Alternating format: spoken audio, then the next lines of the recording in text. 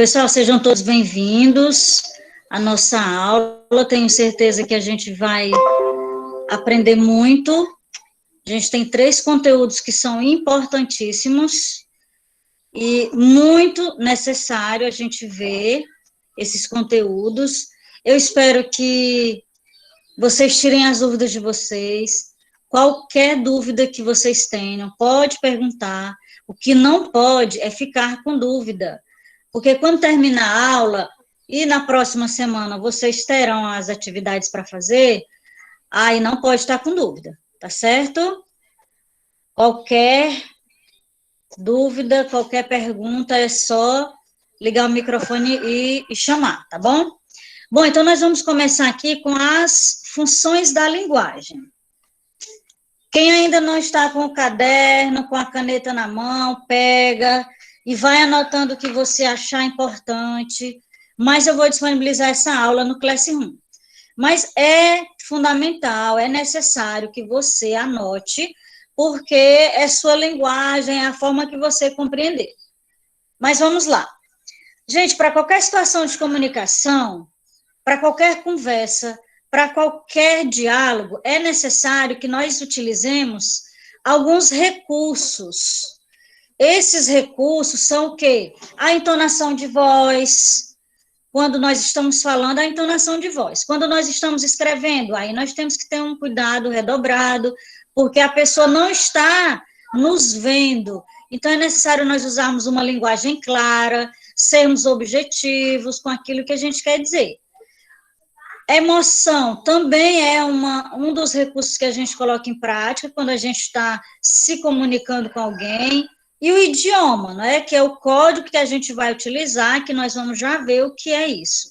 Que aí pode ser a língua portuguesa, de repente você está conversando com alguém dos Estados Unidos, você vai usar o inglês, ou você pode estar falando com outra pessoa que fale o espanhol, tá certo? Então, esses são os recursos necessários para a utilização de uma boa comunicação, para que aconteça uma boa comunicação. E esses elementos são o quê? O emissor, que o emissor é quem? É a pessoa com quem eu converso. Nesse caso, o emissor é a pessoa que está falando. Nesse caso, o emissor sou eu, certo? Então, o emissor é aquele que fala, é quem fala. Claro que numa conversa, vai ter momentos em que esses papéis serão invertidos. Por quê? Porque ora eu falo, ora eu me calo para eu ouvir a outra pessoa, não é? Então, isso não é fixo, não é, esse recurso é fixo, a outra pessoa, alguém é sempre o emissor e a outra pessoa é sempre o receptor. Não, pode se inverter, né? Pode se inverter, não é fixo, não. Tá certo? Então, o receptor é aquela pessoa a quem eu me dirijo, é a pessoa para quem a mensagem é direcionada.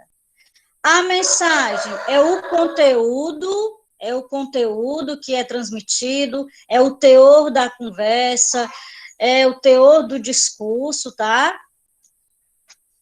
O código é o sistema linguístico, tá? É a língua que nós usamos, é a forma que nós usamos para nos comunicarmos. Pode ser a linguagem oral, nesse caso agora eu estou usando 2, porque eu estou falando, mas vocês estão visualizando um slide, então eu estou usando 2 códigos aqui, além de usar a internet, né, que vai ser o canal. O canal é o meio, é o veículo, é o suporte que eu vou usar para me comunicar, para fazer com que a mensagem chegue até você. Eu estou usando o computador, estou usando a internet, estou usando a minha voz para me expressar, além de usar a linguagem escrita, que é a linguagem verbal, né? A linguagem escrita é chamada de linguagem verbal, e a gente vai ter outros recursos, como imagens, símbolos, que é a linguagem não verbal. Numa situação de comunicação, esses 2 sistemas podem ser usados. E aí a gente vamos ver aqui, a primeira função da linguagem. São 6. Não confunda função da linguagem com figura de linguagem. Figuras de linguagem é muito extensa, muito, muito mesmo. A função são 6, tá? A gente tem a função emotiva ou expressiva. Quando você ouve função emotiva, é o que você está pensando mesmo. É a expressão das emoções. Se é a expressão das emoções, sou eu que vou exprimir as minhas emoções, tá? Então, é centrada no emissor, ou seja, naquela pessoa que está falando, quem está falando. E, geralmente, eu vou usar a primeira pessoa. Se sou eu vou usar a primeira pessoa do discurso, não é? Primeira pessoa do discurso, eu, no singular, e a primeira pessoa do discurso no plural, nós, certo? Então, há o quê? Quais são as principais características dessa função da linguagem? Os sentimentos, as emoções, a subjetividade, que nós falamos tanto nisso quando a gente estudou lá, conotação e denotação. A conotação é o sentido figurado da coisa, né? Dos objetos, daquele texto. Subjetividade tem a ver com o que é conotativo também, porque a subjetividade é aquilo que eu vou entender. Subjetividade vem de sujeito. O sujeito sou eu, tá? Sou eu que vou interpretar, sou eu que vou sentir. Então, entra aí entra outras marcas de expressividade também, como, por exemplo, a pausa. Às vezes nós estamos falando e, de repente, você dá uma pausa, aquela reticênciazinha, né? Que aí você deixa subentendido e a outra pessoa entende da maneira que quer.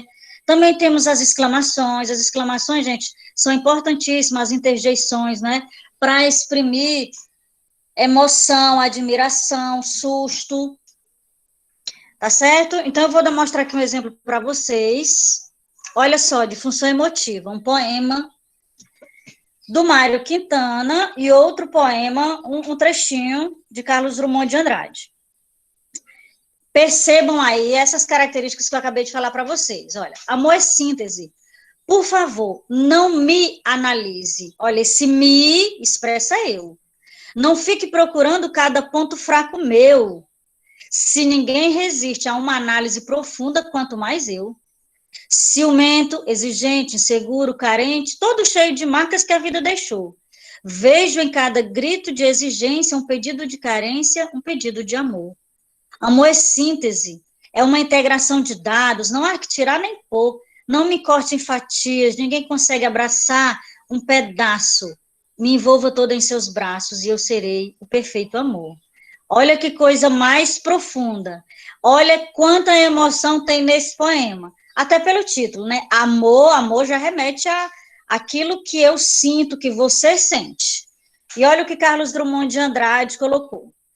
Ele já começa muito claro, com a primeira pessoa, ó, eu não quero palavras e nem insinuações, porque palavras se vão ao vento e insinuações se acabam com o tempo. Eu quero atitudes. Então, percebam aí a primeira pessoa, a presença da emoção, até a opinião, porque quando ele diz eu não quero palavras e nem insinuações, eu quero atitudes, é a opinião dele, é a forma como ele quer que a pessoa se apresente para ele, tá certo? Então, isso aí é função emotiva, tem a ver com a emoção. Quem expressa a emoção? Eu. Então, nós vamos usar a primeira pessoa do discurso. Pode ser singular e pode ser plural. Pode ser eu e pode ser nós. A segunda, que é a função poética, mensagética ou metafórica. O que é isso? Essa função, ela vai se preocupar com a estética da mensagem. Ela vai se preocupar como a mensagem vai ser transmitida. Então, o texto bem estruturado vai estar presente essa função da linguagem. Geralmente se usa a terceira pessoa, porque você está escrevendo um texto para outra pessoa, né? Edna, mas e se eu estiver escrevendo um diário? Aí já não é a função poética. Por quê? Porque você vai usar a primeira pessoa. Então, o diário vai estar lá na função emotiva, primeira pessoa, tá? Então, todo e qualquer texto bem elaborado, bem produzido, ele está, a função poética, mensagética ou metafórica estará presente nele. Por exemplo, a redação que você faz, a redação que você fará no Enem em janeiro, se Deus quiser, vai estar presente essa função. Sério, Edna? Sério. Por quê? Porque você vai se preocupar muito com a estrutura do seu texto. Você vai fazer 4 parágrafos maravilhosos, e aí você vai cuidar para não rasurar, você vai ter cuidado com a sua linguagem, você não vai usar gírias, então você está se preocupando com a estética desse texto. Então, aí é a função poética, mensagética ou metafórica. São os 3 nomes que essa função pode receber. E olha aí, a poesia, o poema, é um dos exemplos que mais se preocupa com a forma em que a mensagem era transmitida. Quando a gente estuda o modernismo, a Semana de Arte Moderna, a gente vê que a linguagem e a estrutura da mensagem, do poema, ela foi quebrada. Mas, anteriormente, os movimentos literários todos se preocupavam com a estrutura do poema, da mensagem, dos textos. E aí, Fernando Pessoa, olha que coisa maravilhosa, quem nunca leu nada, nem um poema de Fernando Pessoa, eu indico, viu? Vale a pena. E aí ele diz assim: eu amo tudo que foi, tudo que já não é, a dor que já não me dói, a antiga e errônea fé, o ontem que dor deixou, o que deixou alegria, só porque foi e voou, e hoje já é outro dia. Perceba que ele usou uma linguagem que não é difícil de compreender, mas ele usou uma estrutura perfeitinha, os versos, se a gente for contar as sílabas poéticas, né, nós estudamos isso lá no primeiro período, a escansão de sílabas poéticas, as sílabas poéticas vão estar coincidentes, então ele se preocupou com a estrutura, com a estética. E aí eu trouxe aqui esse exemplo para vocês de poemas, por incrível que pareça, todos são poemas. Olha que coisa mais maravilhosa, que se preocupa com a estética. Parece assim uma imagem, na verdade é uma imagem, né? É um desenho e tem uma mensagem aí. Olha só o primeiro, né? O você, como muitos de nós usamos aí quando a gente está usando as redes sociais, a gente está usando o WhatsApp, porque a gente tem pressa em escrever, e aí ao invés de colocar você, 4 letrinhas, a gente coloca só 2, né? Abrevia. E olha só, abraçar, ter, amar, comer, enlouquecer. Olha isso, né? Abraçar, ter, amar, comer, enlouquecer. É um poema, é um texto. Olha o efeito bumerangue, esse outro aí, olha. Ação e reação, karma ou lei do retorno. Chame como quiser, mas é inevitável. Um dia volta. Demais, né? Olha esse outro que parece que está refletindo na água. Lua na água, há alguma lua, lua alguma. É necessário que a gente ative muito da nossa subjetividade para a gente compreender esses textos aqui, né?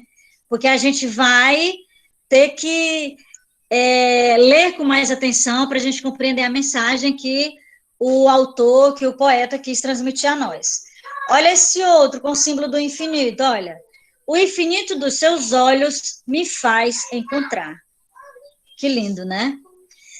Então, para resumir, a função poética vai se preocupar com a estética da mensagem, com a linguagem, com a estrutura do texto. E aqui é um exemplo maravilhoso para nós entendermos a função poética. Próxima é a função referencial, informativa ou denotativa. Quando nós estudamos os sentidos, a linguagem denotativa e conotativa, nós aprendemos que a função denotativa é aquele sentido real das palavras, é o sentido que está no dicionário. Eu fiz até uma ligação entre o de da palavra denotativa e o de da palavra dicionário. O dicionário, o primeiro significado que vai vir quando a gente procura uma palavra no dicionário, é o sentido real. Aí depois vem o sentido literal, o sentido conotativo. Então, o sentido conotativo é o quê? É o sentido que não é o sentido literal. É aquele sentido mais emotivo, mais subjetivo, o sentido dos textos literários, né? A gente vai encontrar muito sentido conotativo nos textos literários. Então, a função referencial, ela não vai apresentar sentimentos, ela vai ser objetiva, ela vai ser direta, porque ela vai ter a intenção de lhe comunicar alguma coisa somente, de lhe transmitir uma mensagem e acabou-se.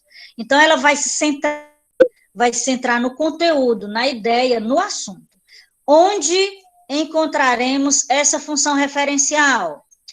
Principalmente nos jornais, a gente encontra nos livros didáticos, a gente encontra nas revistas, nós encontraremos também em artigos científicos, tá? Então, ele vai transmitir a mensagem e acabou. Olha esse primeiro aí, Estado não tem sistema de alerta contra catástrofes. Ele não quer ele não tem nenhuma intenção aqui de lhe fazer chorar porque você está vendo um carro atolado, não. Se você chorar é porque você é emotivo, você se sensibiliza com isso aqui, porque a gente realmente se sensibiliza com uma situação dessa. Mas a intenção do jornal é só passar a mensagem, não é? Olha o outro, Fiocruz disponibiliza curso sobre Covid-19. Qualificação online gratuita trata os manejos da infecção. Tá certo, Emily, tudo bem. Então, olha, veja aí, a Fiocruz só jogou que está oferecendo um curso online gratuito, porque precisa ser dessa forma, né, até para alcançar a todos nós que estamos em casa, sobre esse curso de como se prevenir, de como cuidar, para não nos contaminarmos com a Covid-19. Olha só, mais um exemplo de função referencial. Famílias com renda de até 9 mil poderão ter acesso aos financiamentos do Minha Casa Minha Vida. Atualmente, o limite para participar do programa é de 6,5 mil. 6.500, gente do céu, como é que disse aqui? 6.500 pessoas, não sei, reais. As faixas de renda do programa habitacional tiveram os limites reajustados em 7,69%, equivalente à variação da inflação pelo Índice Nacional de Preço ao Consumidor. Então, estão vendo aqui que ele não quer lhe passar nenhuma emoção, ele está lhe passando uma mensagem. Isso aqui eu tirei de um jornal que foi veiculado mesmo nacionalmente, tá? Então, a intenção da função referencial é lhe transmitir a mensagem, é jogar a ideia e você que tira as suas conclusões, tá? Se você vai se emocionar ou não, não é o papel da função referencial. É porque você é uma pessoa que sensibiliza com a situação do Brasil ou do mundo. A metalinguística é uma outra função da linguagem, função referencial não, né? A função da linguagem, que vai usar o código. O que é o código? O código é a forma que é o idioma, é a linguagem que nós usamos para nos comunicar, para transmitir uma ideia, uma mensagem. Então, se eu vou usar a língua portuguesa para explicar português, função metalinguística ou metalinguagem, certo? Eu ouço uma música em inglês para explicar o inglês, função metalinguagem ou metalinguística, tá? Então, você usa o código, que o código é o idioma, é a forma que você usa para se fazer entender por outra pessoa ou por outras pessoas.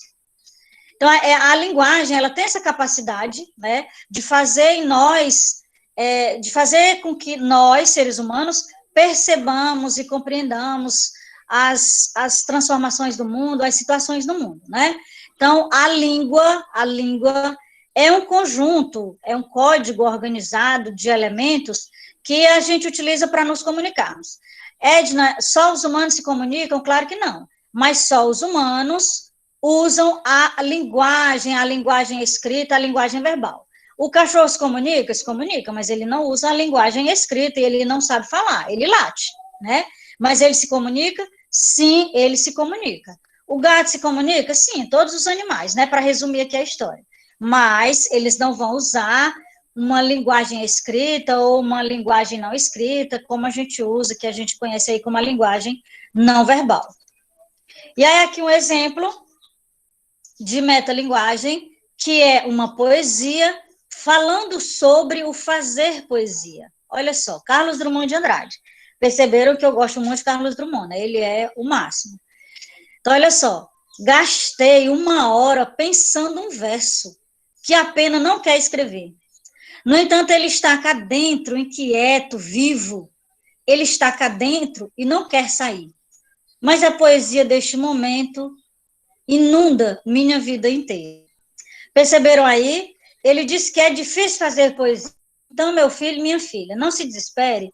Quando você estiver escrevendo seu texto, que você ficar daquele jeito, meu Deus, eu não sei o que eu vou escrever, o que, que eu boto aqui, que palavra eu vou usar. Olha, até Carlos Drummond de Andrade, meu povo, disse que tinham que escrever, queria escrever, as ideias estavam dentro dele, porém, como colocar isso no papel é que estava difícil. Então, o problema não é só seu, viu?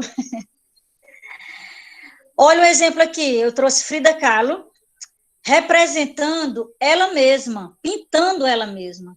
Isso é metalinguagem? É, por quê? Porque ela era uma artista plástica, ela foi uma das melhores artistas que eu conheço, ela é maravilhosa, e ela está representando a si mesma, ela está se pintando, está usando a pintura para representar a pintura. Olha que coisa mais maravilhosa, tá? Frida Kahlo, quem tiver interesse, depois dá uma pesquisadinha aí que não vai se arrepender. Mais um poeminha aqui, um trechinho do Carlos Drummond de Andrade, sobre o fazer poesia. Não faça versos sobre acontecimentos. Não há criação nem morte perante a poesia. Diante dela, a vida é um sol estático, não aquece nem ilumina. As afinidades, os aniversários, os incidentes pessoais não contam. Não faças poesia com o corpo, esse excelente, completo e confortável corpo, tão infenso a efusão lírica. Carlos Drummond é tudo, né, gente? Muito, muito, muito bom. A quinta função da linguagem é a conativo-apelativa. Não confunda conativa com conotativa. São bem diferentes. Conotativa é o sentido figurado, o sentido irreal.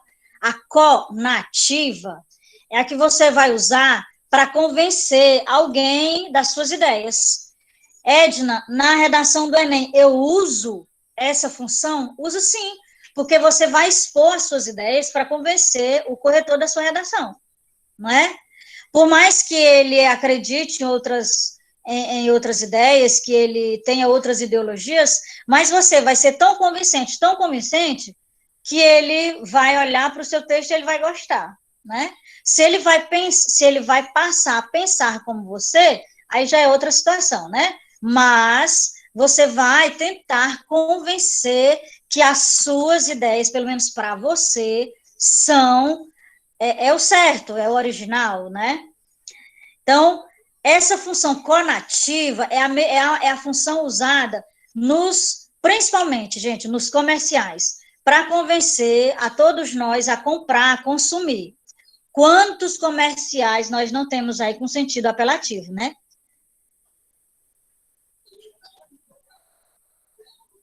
Vendo o chat aqui, gente, está travando. O Carlos Drummond de Andrade faz parte do modernismo, viu, Guilherme?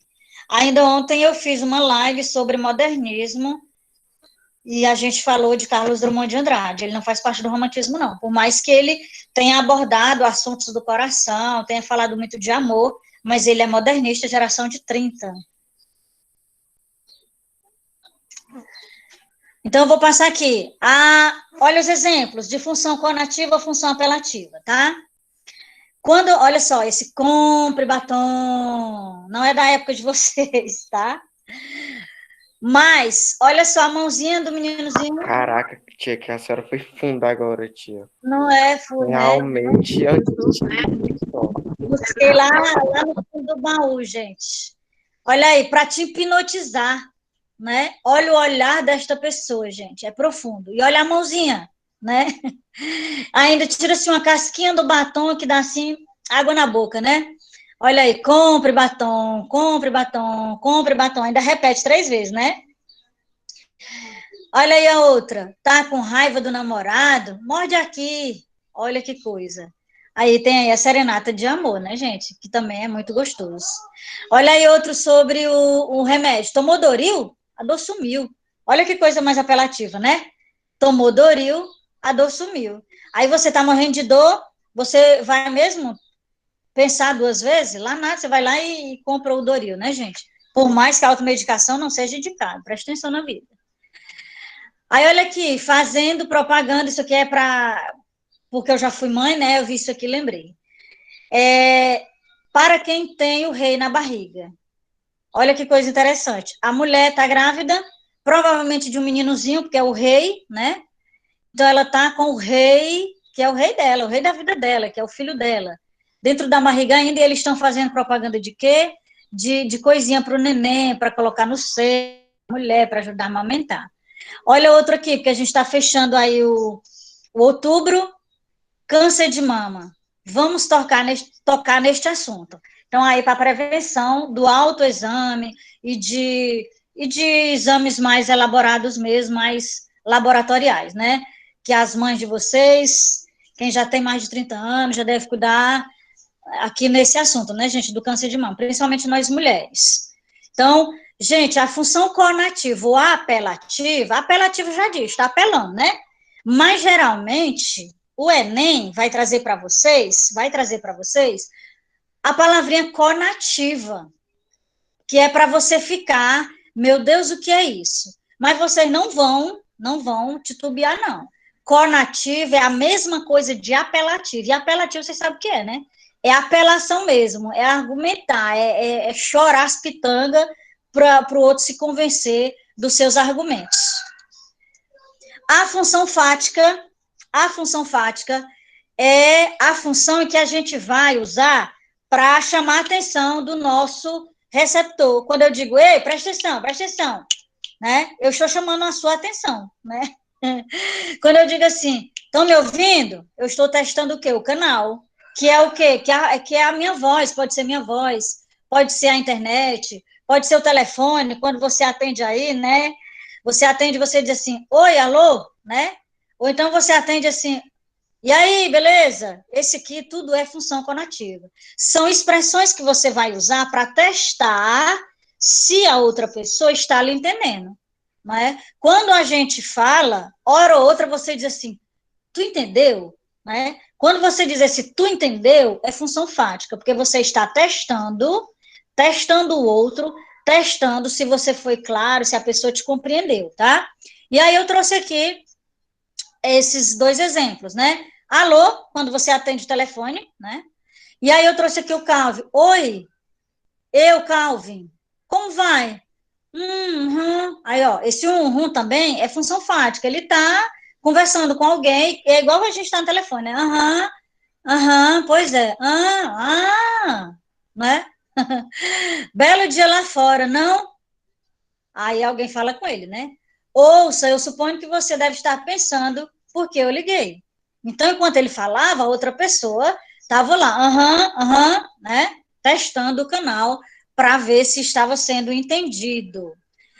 Gente, eu coloquei algumas questões de Enem, mas eu não vou falar sobre elas, porque eu quero falar dos outros 2 assuntos, tá?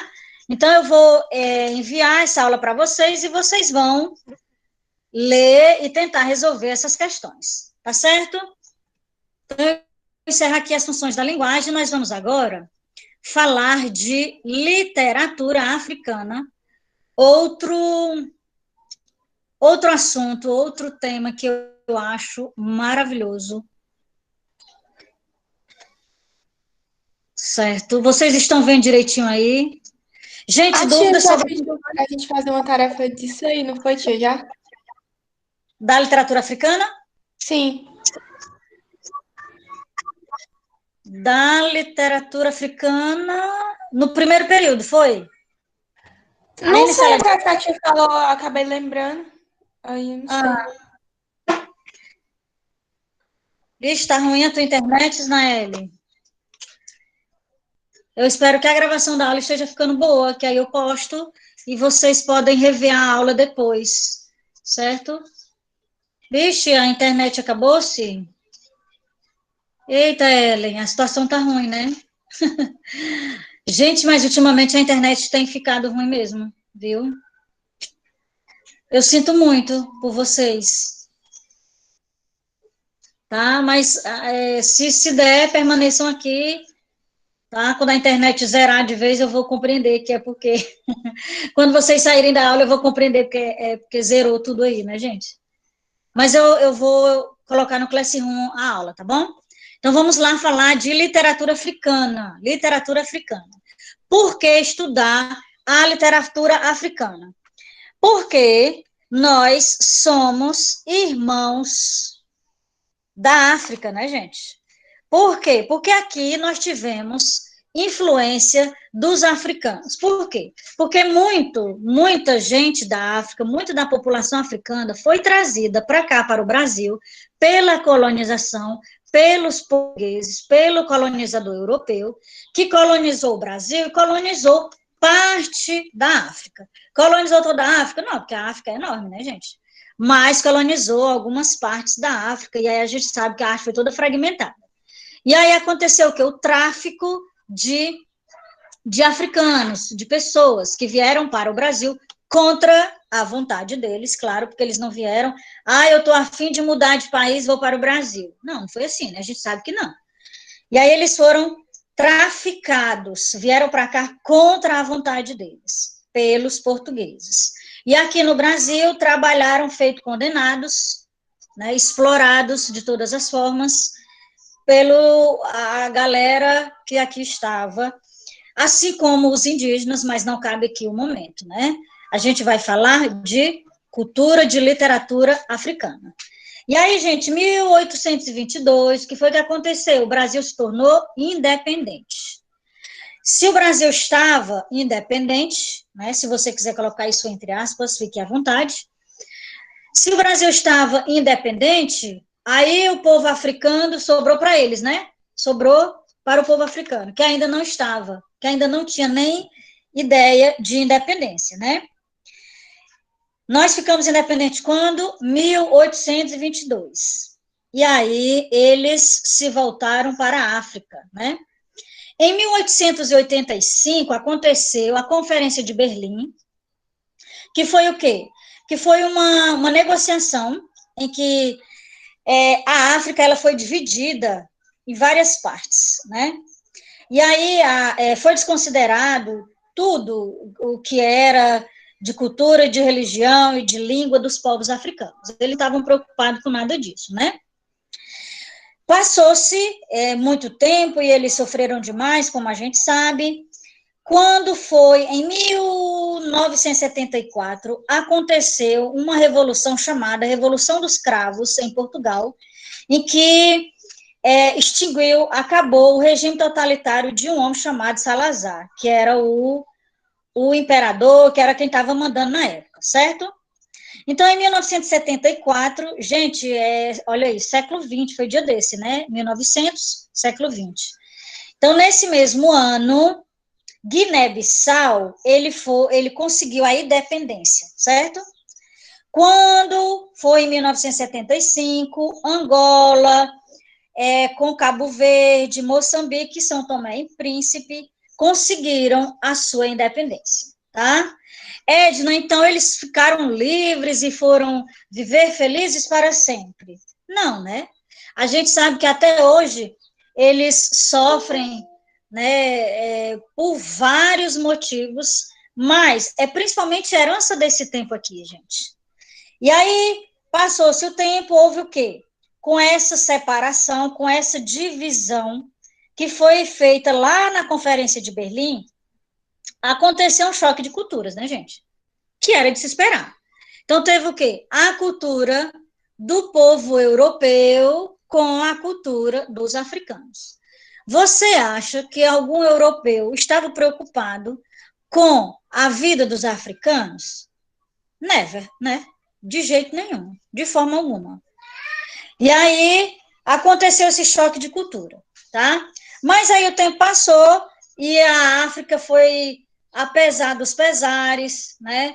Eles estavam sofrendo, mas foi conseguindo se reerguer e lutar. E é uma luta todo dia, como a gente sabe.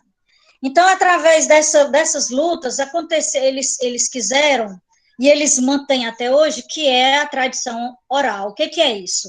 É a história falada.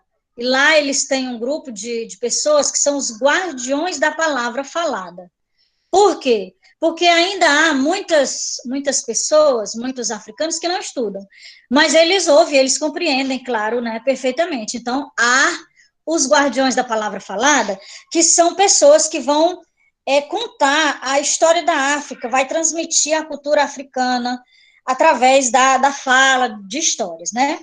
Há também os griotes, que é o que vocês estão vendo aí, ou geles, que contam histórias, mas são histórias mais contadas pela visão mítica, a visão da religião e de toda a influência dos seres míticos, né, de Deus, das energias, tá?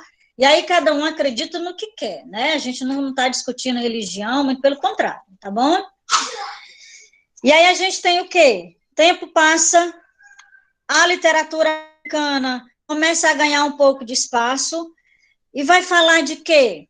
Vai falar do que eles estavam vivendo, gente, porque a nossa vivência, o que eu vivo, as minhas experiências de vida, é bagagem para que eu escreva, para que eu produza textos literários ou outro tipo de texto, né?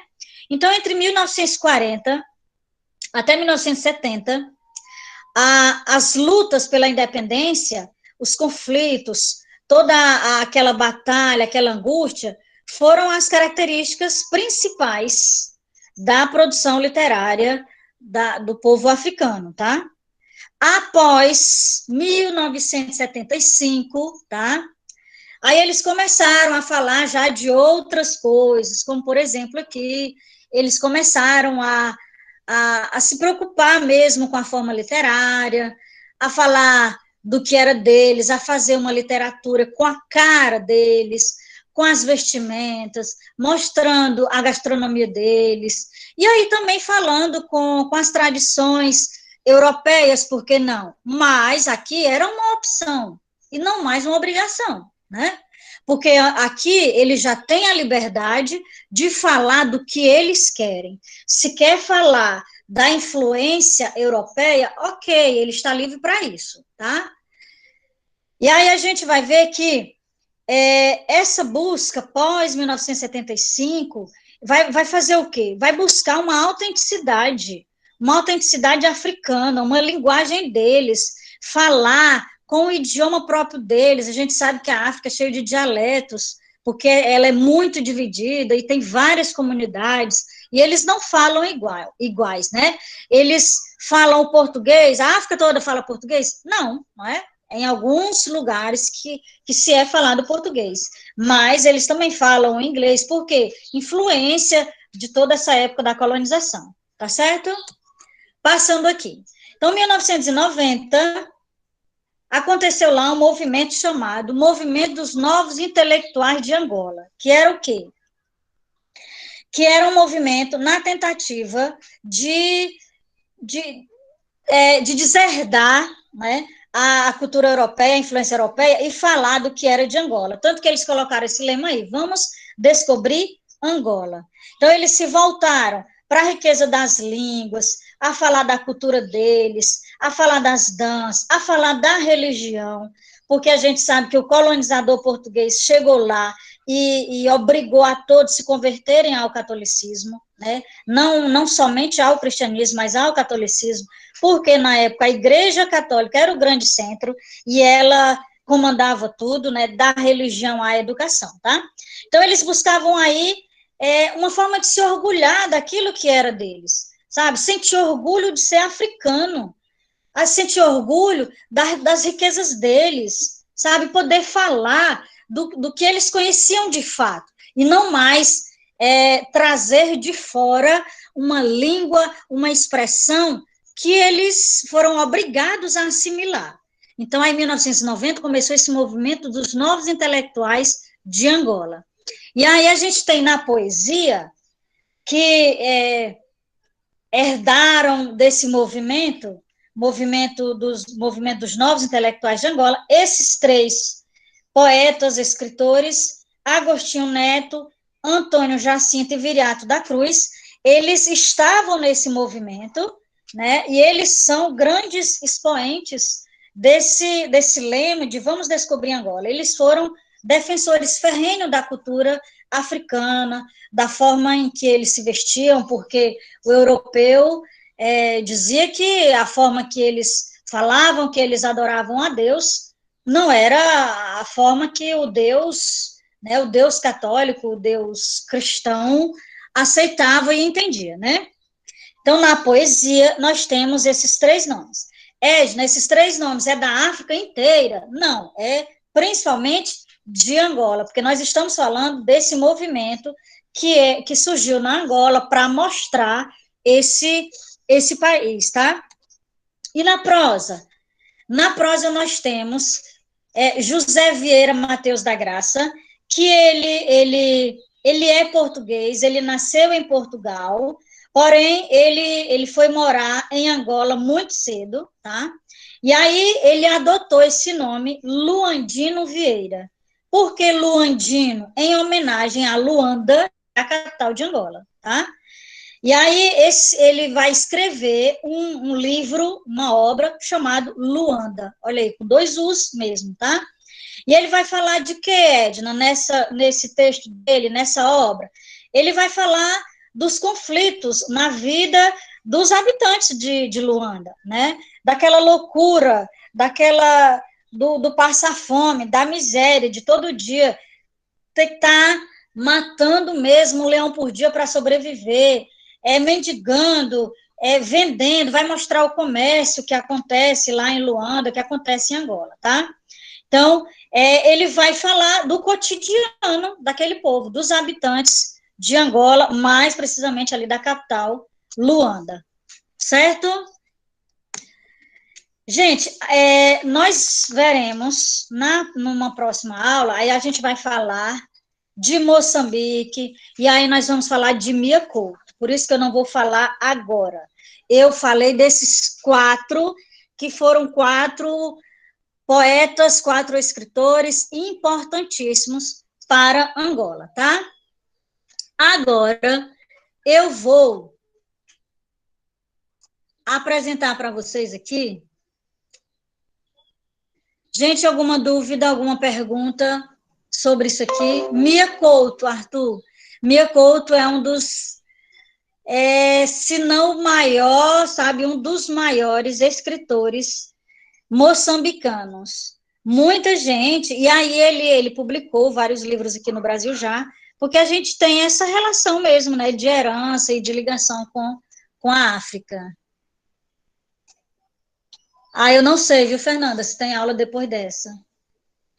Mas aí a gente está aqui para ver a redação nota 1000, para a gente ver algumas características. Eu pedi para vocês fazerem a redação valendo nota, né? E aí eu vejo, claro, é super natural vocês terem dúvida, porque vocês são primeiro ano. Gente, tem aluno que chega no terceiro ano com dúvida, quanto mais vocês do primeiro ano. Mas vamos lá. Eu trouxe essa redação para a gente analisar algumas partes. Não vai dar para a gente detalhar tudo, porque a gente já está vencendo nosso tempo aqui, tá? Mas a gente vai ver algumas partes e a gente vai começar a ver ela espedaçada, né? Despedaçada. Eu pedi para vocês fazerem na atividade que vence hoje, né? Uma introdução. Então, olha só. O que foi que essa pessoa colocou aqui no texto dela, numa redação nota 1000 do ano passado, tá? De 2019 já. Começou com o repertório sociocultural, olha só. Na obra A Invenção, de Hugo Cabret, é narrada a relação entre um dos pais do cinema, George Méliès, e um menino órfão, Hugo Cabret. A ficção inspirada na realidade do começo do século XX tem como um de seus pontos centrais o lazer proporcionado pelo cinema que encanta o garoto. Até aqui, a gente tem o quê? Repertório sociocultural. Perceberam? Ó, a ficção inspirada na realidade do começo do século XX é uma explicação desse candidato, dessa candidata, sobre o repertório sociocultural. O que é repertório sociocultural? Repertório sociocultural é o conhecimento que você tem sobre o assunto, que aí pode se manifestar através do quê? Através de um livro, através de um filme, através de uma letra de música, através de uma notícia que saiu no jornal, de uma reportagem, tá? Então, você coloca o seu repertório, faz uma explicaçãozinha rápida aqui como ele fez, e depois liga ao tema. Olha só, no contexto brasileiro atual, olha, tá ligando o repertório ao tema. O acesso a essa forma de arte não é democratizado, o que prejudica a disponibilidade de forma de lazer à produção. Esse problema advém da centralização das salas exibidoras em zonas metropolitanas e do alto custo das sessões para as classes de menor renda. O que foi que eles fizeram aqui na introdução? Quem ainda não fez, aproveita, observa e depois faz. Colocou um repertório sociocultural, fez uma explicação rápida, até garoto, depois ele começou, no contexto brasileiro atual. Então, ele usou essa expressão no contexto brasileiro atual para ligar o tema que era a democratização do acesso ao cinema no Brasil ao repertório que ele utilizou, que foi a invenção de Hugo Cabret, tá certo? E aí ele fecha a introdução dizendo assim, esse problema advém da centralização das salas exibidoras em zonas metropolitanas. O que ele quer dizer? Que os cinemas se concentram nas grandes cidades. Um grande exemplo é que aqui em São Gonçalo do Amarante nós não temos sala de cinema, gente, certo? Além disso, além dessas salas, desses cinemas se concentrarem somente nas grandes cidades, está também o quê? O alto custo das sessões. Gente, se a maioria dos brasileiros mal tem o que comer, como é que vai ter dinheiro para pagar uma entrada de cinema? Como é que vai ter dinheiro para lazer, não é? Então, é o que eu falei para vocês. Coloca dois problemas. Por que dois problemas? Porque o primeiro, ó, centralização das salas exibidoras em zonas metropolitanas, ele vai abordar no primeiro parágrafo do desenvolvimento, e o segundo problema, que é o alto custo das sessões, ele vai abordar no segundo parágrafo do desenvolvimento. Então, aí você já assegura 2 parágrafos da sua redação. Você já tem assunto para 2 parágrafos. Como iniciar o primeiro parágrafo? Tanto que eu corrigi as redações de vocês e sempre colocava lá, coloque um conectivo para começar. Porque o seu corretor, ele precisa saber que você está iniciando a falar de alguma coisa, certo? Como é que começa? Tem vários conectivos, tanto que eu dei exemplo. Mas esta pessoa começou assim, primeiramente, olha só, vírgula, o direito ao lazer está assegurado na Constituição de 1988, mas o cinema, como meio de garantir isso, não tem penetração em todo o território brasileiro. Ele usou o quê? Outro repertório sociocultural, que foi a Constituição de 1988, que é a lei maior do Brasil, que é a Carta Magna vigente até os dias de hoje, né? Então, ele vai falar, o crescimento urbano no século XX atraiu as salas de cinema para as grandes cidades. Olha só, ele disse que as salas de cinema estavam nas zonas metropolitanas. Zona metropolitana, a gente sabe que é o quê? Grande cidade. Então, ele usou o quê? Ele usou sinônimo para não repetir. Centralizando progressivamente a exibição de cinemas. Como indicativo desse processo, há menos salas hoje do que em 1975, de acordo com a Agência Nacional de Cinema, assim. Tal fato se deve à falta de incentivo governamental, seja no âmbito fiscal de investimento, à disseminação do cinema, o que ocasionou a redução do parque exibidor interiorano. Sendo assim, a democratização do acesso ao cinema é prejudicada em zonas periféricas ou rurais. Zonas periféricas, gente, essas menores cidades, né, cidades menores, aqui, São Gonçalo, a gente não tem cinema, Paraipaba, Paracuru, né, a gente percebe, de fato, só existe sala de cinemas nas grandes cidades, né, às vezes quando tem, É um evento que o povo vem e coloca um projetor que projeta lá na parede da igreja ou num como é que chama, gente? Esqueci agora. Sei lá, numa estrutura qualquer, né, que você consegue assistir o filme, né? Mas sala de cinema a gente não tem, né? Olha aqui o segundo parágrafo do desenvolvimento. Como é que ela vai começar? Ademais, esse ademais é um conectivo de soma.